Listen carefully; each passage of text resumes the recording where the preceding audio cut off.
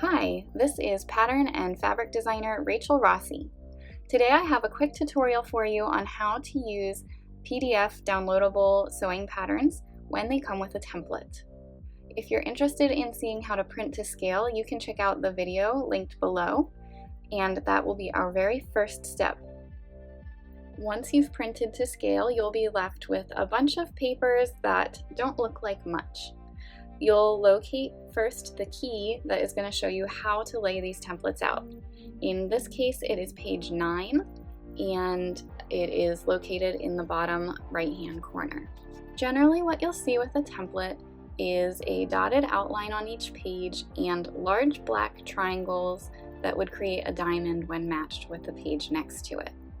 If you're having troubles matching these diamonds, if your paper is a little too thick, you can cut on those dotted lines, but I've found on standard printer paper that it's pretty easy to see through, and I can avoid that extra step now. Or you can move on to the next step, which is creating rows.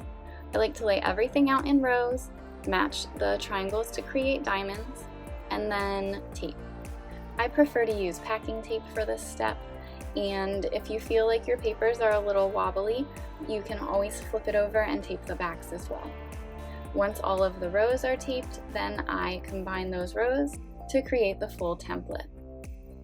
Now, some people might prefer to use freezer paper or tracing paper that you would normally find in a store-bought pattern to trace out the pattern from here, or they'll just cut out the paper and use that. It really just depends on what your storage system is and how you want to be using your template.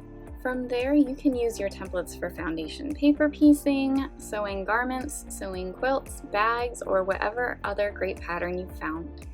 I hope that you've enjoyed this tutorial, and if you would like to find some great sewing and quilting patterns that you can download today, you can check mine out at www.rachelrossi.design.